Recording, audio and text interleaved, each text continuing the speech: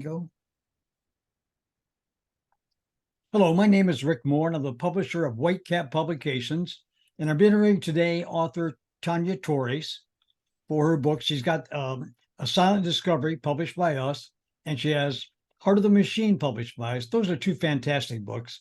And anyway, she's going to be coming out with a book called The Soul Keeper's Assistant, which is really great.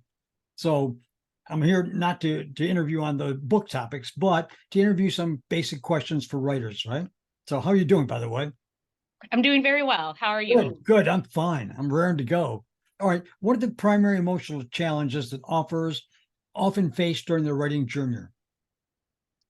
I think self-doubt and anxiety are like the two primary ones. I think that all Yeah, things boil down to the anxiety, whether it's good enough, if it's going to be accepted, if they can do it. I think just anxiety is like I the guess main feeling. that's really true. Actually, it is.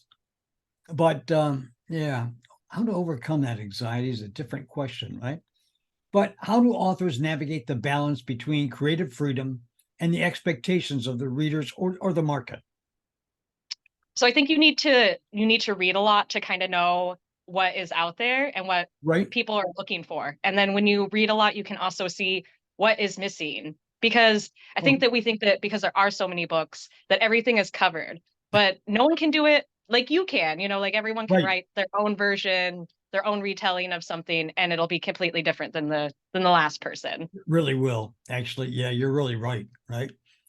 Say, how do authors manage the potential isolation and solitude that comes with the writing process? That's really a big one with me, right? So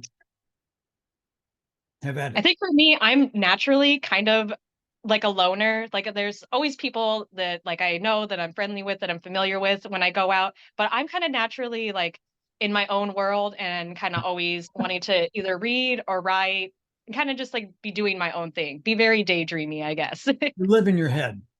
Yeah, I think that's if you're a very like extroverted person, it could probably be really frustrating because you have this need to create, but then you also have this need to socialize and be around people. Maybe that like helps you be more creative. Yeah, somehow I've never thought of extroverted people as having a problem with that, but you're right.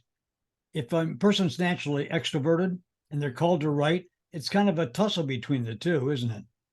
Hmm. Yeah. All right. What are some of the difficulties authors encounter when trying to find a literary agent or publisher for their work? Rejection, lots and lots of rejection, or just people will give you like a basic rejection and just you know that that's just like their auto reply. Every Yep, now and then you'll get maybe someone will give you a tiny little like glimmer of like help, but a lot of times it's just rejection, just straight out rejection. that's pretty good, actually. That's pretty good. Now, how do authors handle negative reviews and criticism of their writing, both emotionally and professionally? Because I know that first time authors watch those reviews like crazy, but sometimes they've got people that automatically reject them, or someone has a notice on them and they say rejected. That was terrible writing. They don't even read the books. But so how do the authors handle negative reviews? The For real me, I just don't, I try not to read them. I don't look at them. Sometimes in Facebook groups, people will be very like unkind and rude about however you're advertising your book or like something personal about yourself. And I just try not to look at it and I never engage. I see other authors will sometimes engage Nope. with these people. And very few times, sometimes I'll see like people will tag like the author in negative reviews on Right. Instagram. And I'm like, that is just so rude. I just ignore it. I just would not respond to it in any way. That sounds like good advice, actually. It really does, because it's emotional when you read those reviews, when you're looking for reinforcement. It really is emotional for most authors, but that's good advice not to read the reviews. So, all Or right. read the reviews of like some of the most popular books, like the most famous books, because they will have bad reviews. And so it kind of goes to show that like not everyone's gonna like everything. Yeah, I guess so, actually. All right. What challenges arise when transitioning from the drafting and creative phase to the editing and revising phase? That's a important one for me, right? I think that it's kind of like ironing out what the story is supposed to be. You kind of are Right. combing through this mess and you're trying to get to the core of the story because there'll be just so much extra usually, or it'll be really sparse and you need to put in more. But Oh, looking at the core of the story, what is the theme of the story? yep. That's yeah. All right. How do authors deal with the pressure to consistently produce new and original ideas in a competitive literary landscape? Because there is pressure and hordes of authors trying to get published and hordes of people that self-publish, right? So how do authors deal with the pressure to consistently produce new and original ideas? I think I just kind of like have thrown away the idea of being the most original author, or the most original person, because if you think about almost every book, every story is almost like a fan fiction of like Yep. very like the beginning of, like Star Wars, Lord of the Rings, all these like big Oh, I never time thought of stories. that. Yeah, and I feel like a lot of people like those things, and so it becomes, maybe they won't be similar in any way Right. to like, to like a reader, but like that person probably was inspired by something else that they watched, something else that Yep. they saw. And so I just throw away the idea of being the most original and think about what people want to feel when they read a story and what people need to see. That's great advice, Tanya. It really is great advice. All right. What financial challenges can authors face, especially if they're not yet established or they're trying to write full time? I think that's a mistake to try and write full time unless you've got some reimbursement coming in. But what do you think? Well, I work a lot, I pay all my own bills. I'm like, I have a lot of responsibilities. And so I try to just be strict with myself. Like, even though I'm like, okay, I have to work, I need to clean my house, I have to do errands and stuff like everyone else. But I try to always set time aside to write something or edit Right. something or create some kind of content for like my social media account. Right. That's a great idea, actually. Uh, in that vein, how do authors manage their time effectively, considering the demands of writing, promotion, and potential day jobs? How do you fit all that in? Cleaning the house and everything like that?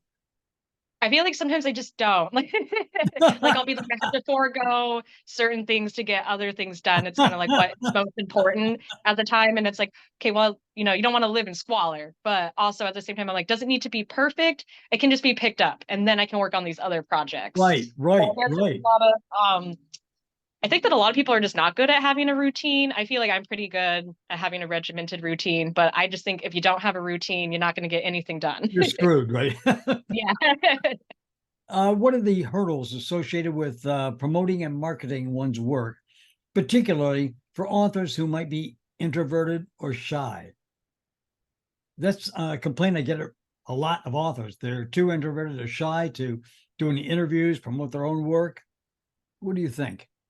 So I would say I'm not really shy as much as like I'm introverted. So sometimes like going out and doing things in person, I'll enjoy it, but it can be very draining. But I find that sometimes like with my books, I enjoy promoting them online because there's kind of like this filter between me and Yep, the actual yep, people, and I can make content and post it, and right, people will react to it several days later and not just in that moment. And so I'll kind of have fun making content because I'm like a creative, artistic person, and I get to showcase kind of like my creativity in a different way. But I could see that being really difficult if people have a hard time speaking, have yep, like a hard time like maybe like not shaking. Like I know that people get anxiety and you get all these tells and then you can see that the person is anxious. And so right. I think when I make like a reel or something on Instagram, it's like I'm making it by myself and I know others will see it.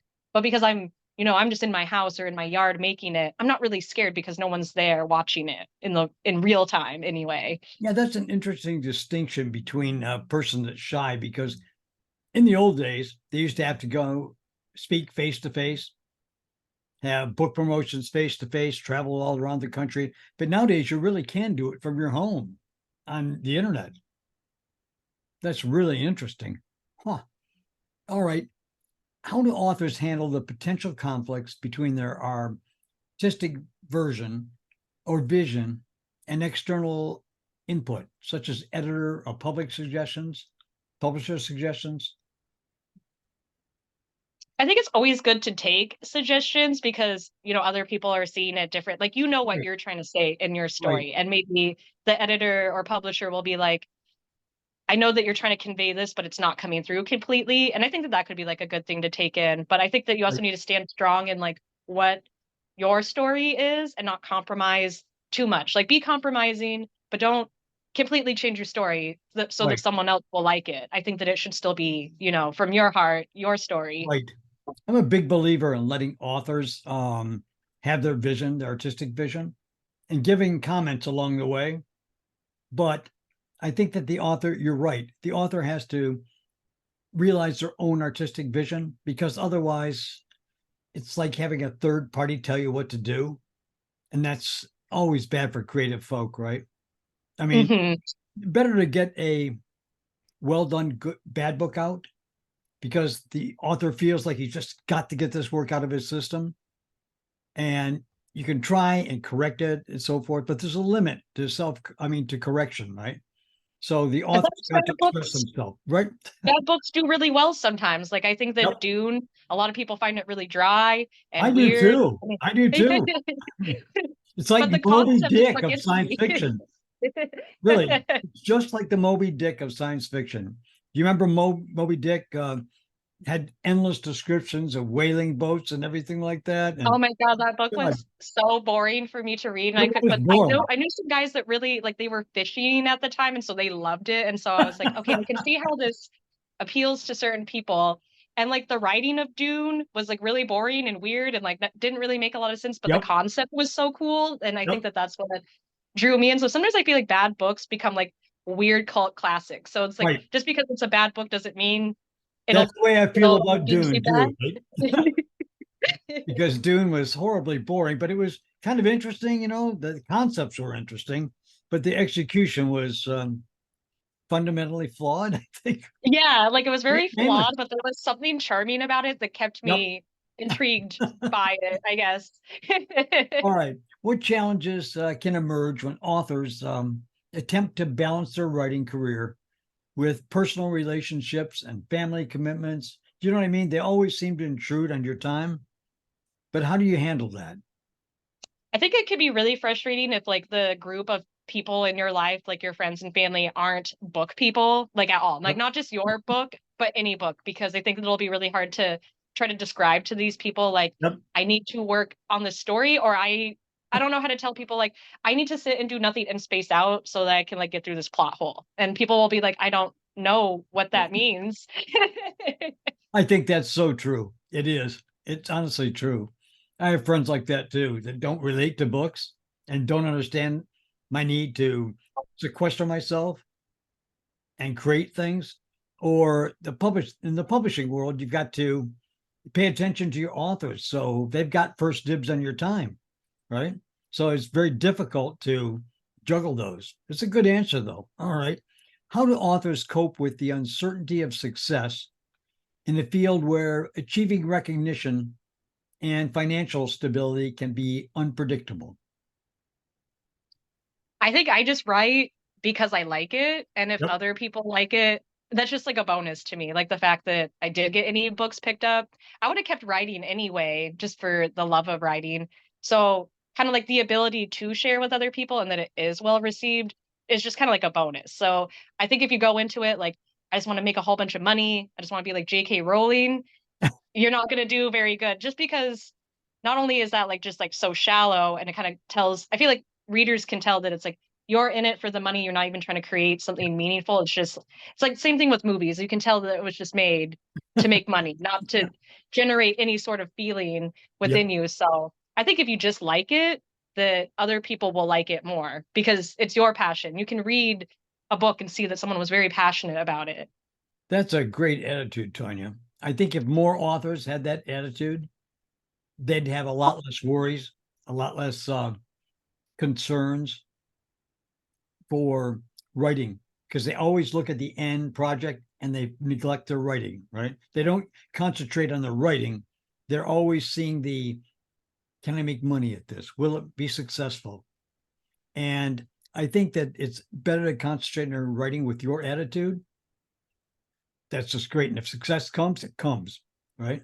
Right. So, And it's like, don't try to change the world. Think of the one person that this story could really affect. Like your story, might not be liked by anyone, but there is that one person out there that's like, I want this story. And you need to write it with the attitude that that person's going to really enjoy it and it's going to change their life. It's going to be really awesome for that one person. I think that when you try to change the world, that's where creative block comes from. That's like where like too much anxiety to even sit at the computer comes from. Yep.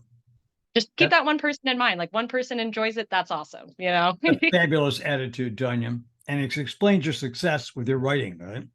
So anyway, that's it for today, but you've got to try and read Tanya's A Silent Discovery because it's really fabulous. It is. It is. I wouldn't kid you about this. And The Heart of the Machine is also a great book, right?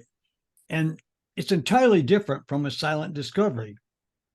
And your third book, A Soul Keeper's Assistant, soon to be out in October, right, is really different from the first two.